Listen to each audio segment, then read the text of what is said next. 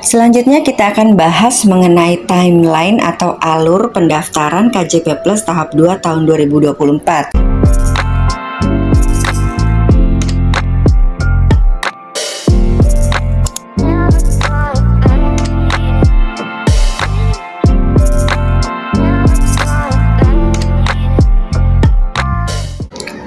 Assalamualaikum warahmatullahi wabarakatuh. Welcome back to Umiras Channel.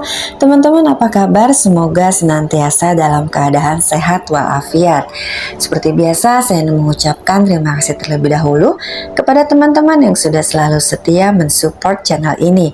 Semoga Allah senantiasa memberikan kita kesehatan, kebahagiaan, dan kesuksesan. Amin amin ya robbal alamin.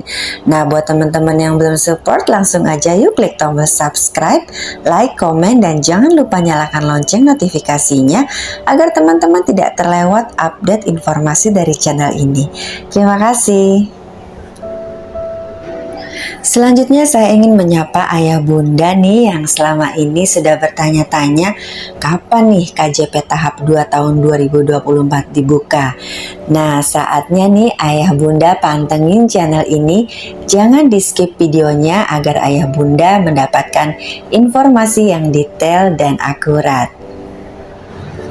Ayah bunda, KJP tahap 2 tahun 2024 akan dibuka pada bulan September tahun 2024 ini. Nah, kali ini kita akan bahas secara tuntas mengenai pendaftaran KJP tahap 2 tahun 2024. Hal pertama yang akan kita bahas adalah mengenai persyaratan penerima KJP. Untuk persyaratannya ada dua ya ayah bunda. Yang pertama persyaratan umum dan yang kedua persyaratan khusus. Nah, untuk persyaratan umum yang pertama adalah peserta didik dengan usia 6-21 tahun. Nah, biasanya hal ini kisaran SD sampai dengan tingkat SLTA ya ayah bunda. Kemudian yang kedua terdaftar sebagai peserta didik pada satuan pendidikan negeri atau swasta di DKI Jakarta. Jadi anak ayah bunda masih aktif terdaftar atau bersekolah di satuan pendidikan di DKI Jakarta, baik di sekolah negeri maupun sekolah swasta. Kemudian yang ketiga memiliki NIK sebagai penduduk DKI Jakarta dan berdomisili di DKI Jakarta. Jadi NIK-nya DKI Jakarta dan tinggalnya juga di DKI Jakarta. Kemudian yang keempat memenuhi kriteria khusus sebagai penerima bantuan sosial. Nah, itu untuk persyaratan umum ayah bunda. Kemudian untuk persyaratan khususnya yang pertama adalah terdaftar dalam DTKS. Jadi sebelum ayah bunda mendaftar KJP, ayah bunda cek terlebih dahulu status DTKS-nya.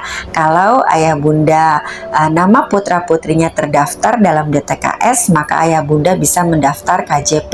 Tapi kalau tidak terdaftar dalam DTKS, maka ayah bunda tidak bisa mendaftarkan putra putrinya untuk mendapatkan KJP.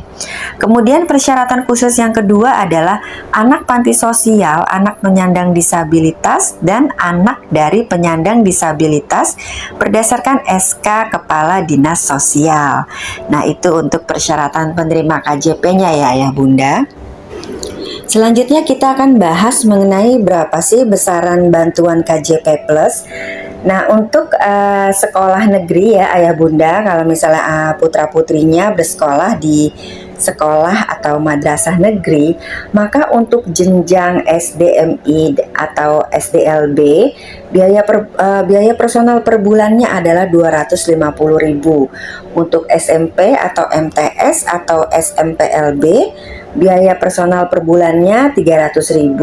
Untuk SMA, MA, SMA LB biaya personal per bulannya 420.000. Untuk SMK 450.000. PKBM 300.000 dan LKP sebesar 1.800.000 per semester.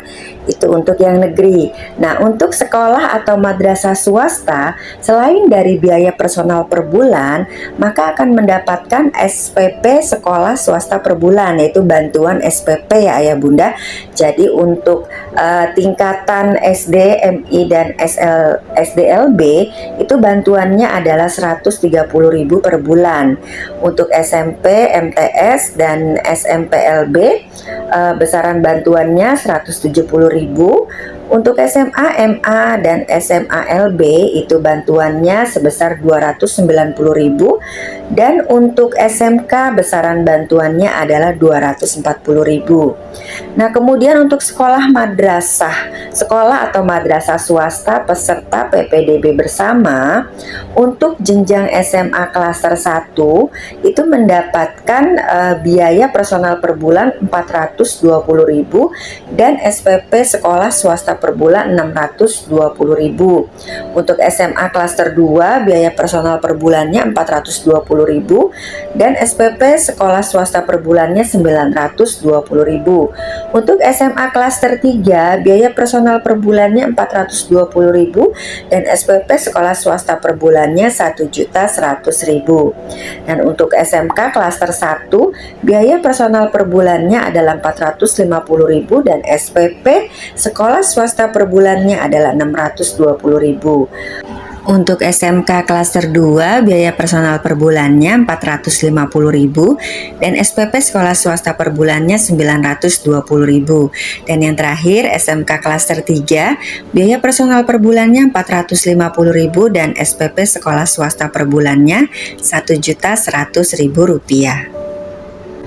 Ayah bunda, selanjutnya kita akan bahas tata cara ayah bunda untuk mendaftar KJP tahap 2 tahun 2024. Nah, yang pertama, ayah bunda peserta didik datang ke sekolah pada saat pendaftaran KJP Plus tahap 2 tahun 2024. Jadwal pendaftarannya yaitu mulai tanggal 11 September sampai dengan 2 Oktober 2024. Nah, ayah bunda bisa meminta berkas yang dibutuhkan untuk pendaftaran KJP, kemudian ayah bunda lengkapi formulirnya. Nah, setelah itu ayah bunda datang ke sekolah untuk membawa dokumen persyaratan pendaftaran KJP Plus yang terdiri dari pertama surat permohonan kepada gubernur, yang kedua surat pernyataan ketaatan menggunakan dana KJP Plus sesuai ketentuan, yang ketiga fotokopi kartu keluarga, dan yang keempat fotokopi KTP orang tua atau wali murid. Selanjutnya kita akan bahas mengenai timeline atau alur pendaftaran KJP Plus tahap 2 tahun 2024. Yang pertama adalah pada tanggal 11 September sampai dengan 2 Oktober 2024 itu merupakan tahapan pendaftaran dan verifikasi dari pihak sekolah, di mana untuk jenjang SD atau MI pendaftarannya itu tanggal 11 sampai dengan 18 September 2024. Untuk jenjang SMP atau MTS pendaftarannya dimulai pada tanggal 19 sampai 25 September 2024. Dan untuk jenjang SMA, MA, SMK, dan PKBM pendaftarannya mulai tanggal 26 September sampai dengan 2 Oktober 2024. Jadi ayah bunda jangan sampai terlambat mengumpulkan berkas pendaftaran. Kemudian di tanggal 3 sampai dengan 15 Oktober tahun 2024 itu merupakan verifikasi dari pihak Dinas Pendidikan. Dan tanggal 16 sampai dengan 31 Oktober tahun 2024 itu merupakan penetapan keputusan gubernur penerima KJP. Selanjutnya kita akan membahas bagaimana cara sekolah melakukan verifikasi pendaftar KJP Plus tahap 2 tahun 2024. Nah, hal pertama yang dilakukan oleh pihak sekolah adalah melakukan pengecekan DTKS. Apakah nama ayah bunda anaknya itu terdaftar pada DTKS dan sudah dinyatakan layak. Kemudian yang kedua adalah melakukan verifikasi kelengkapan dokumen usulan, di mana dokumennya harus terdiri dari surat permohonan kepada gubernur, surat pernyataan ketaatan menggunakan dana KJP sesuai ketentuan, fotokopi kartu keluarga, dan fotokopi KTP orang tua atau wali. Kemudian yang ketiga melakukan verifikasi kedisiplinan dan kepatuhan, di mana kondisi peserta didiknya yang pertama terdaftar sebagai peserta didik aktif di sekolah, memiliki NISN dan terdaftar di Dapodik. Yang kedua peserta didik disiplin hadir bersekolah. Yang ketiga peserta didik memiliki kepatuhan terhadap tata tertib dan tidak melanggar larangan.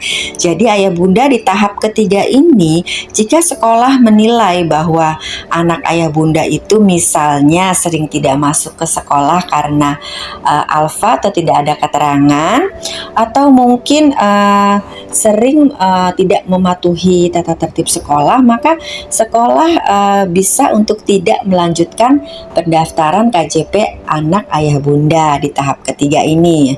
Ya, kemudian di tahap yang keempat itu sekolah melakukan 2 verifikasi.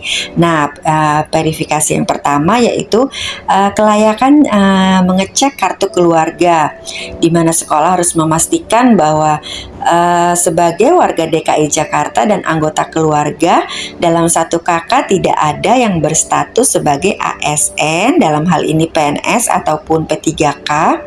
Yang kedua sebagai TNI atau Polri. Yang ketiga anggota MPR, DPR, DPD maupun DPRD. Selanjutnya anggota DPRD kabupaten atau kota, pegawai tetap BUMN dan pegawai tetap BUMD.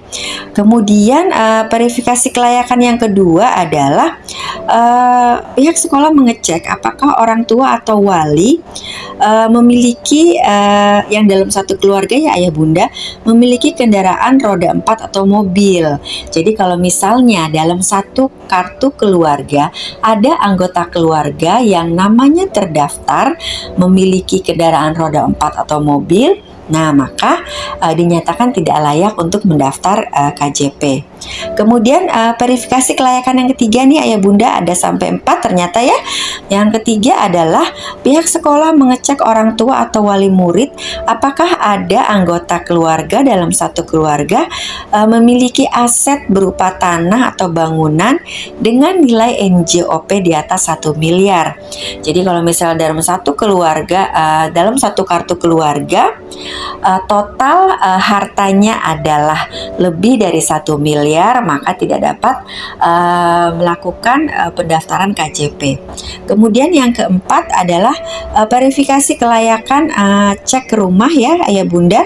Jadi dalam satu keluarga itu apakah di rumahnya menggunakan atau mengkonsumsi air kemasan bermerek ya, paling sedikit 19 liter. Nah, ini yang merupakan landasan yang menjadi acuan bagi sekolah untuk melakukan verifikasi kelayakan bagi peserta pendaftar KJP Plus tahap 2 tahun 2024. Ayah bunda sebagai penerima manfaat KJP itu ada beberapa larangan yang harus dihindari. Nah, lumayan banyak nih ayah bunda jumlah larangannya sebanyak 23 ya ayah bunda. Nah, ini harus dihindari agar KJP anak ayah bunda ini tidak terputus. Karena sekolah berhak memberikan rekomendasi kepada pihak dinas untuk memutus KJP anak ayah bunda jika melanggar ketentuan yang berlaku. Nah, antara lain misalnya nih saya bacakan beberapa ya ayah bunda. Misalnya membelanjakan bansos biaya pendidikan untuk kepentingan lainnya, misalnya harusnya digunakan untuk beli seragam sekolah tapi digunakan misalnya untuk membeli emas gitu ya. Kalau terdeteksi itu KJP-nya akan diputus. Kemudian yang kedua, anak ayah bunda ini merokok, menggunakan atau mengedarkan narkoba, melakukan perbuatan asusila, terlibat dalam kekerasan atau perundungan ya atau bullying, terlibat tawuran, terlibat geng motor, minum minuman keras, terlibat pencurian, melakukan pemalakan, pemerasan atau penjambretan, terlibat perkelahian, terlibat penipuan, terlibat mencontek massal, kemudian membocorkan soal atau kunci jawaban ketika ada ujian, kemudian selanjutnya terlibat aksi pornografi. Kemudian selanjutnya menyebarluaskan gambar tidak senonoh, membawa senjata tajam, sering bolos sekolah minimal 4 kali dalam 1 bulan, sering terlambat tiba di sekolah berturut-turut atau tidak berturut-turut minimal 6 kali dalam 1 bulan. Kemudian selanjutnya menggandakan atau menjaminkan bansos biaya pendidikan atau buku tabungan kepada pihak manapun dalam bentuk apapun, kemudian menghabiskan bansos biaya pendidikan untuk belanja penggunaan yang tidak secara nyata dibutuhkan, meminjamkan bansos biaya pendidikan kepada pihak manapun, dan melakukan perbuatan yang melanggar peraturan tata tertib sekolah atau peraturan sekolah. Nah, ini 23 hal yang harus dihindari ayah bunda ya. Jadi sebisa mungkin kita jaga anak-anak kita agar tidak melakukan hal-hal yang di luar ketentuan. depan. Jadi seperti itu ya Bunda, buat ayah bunda yang waktu tahap 1 masih belum lolos anak-anaknya sebagai penerima KJP, bisa lagi dicoba di tahap kedua tahun 2024 ini. Jangan menyerah, jangan putus asa ya ayah bunda, coba kembali daftar, semoga bisa lolos di tahap kedua ini. Dan buat ayah bunda yang baru mau daftar juga saya doakan semoga diberikan kelancaran dan kemudahan sampai dengan nanti lolos dan dinyatakan sebagai penerima KJP.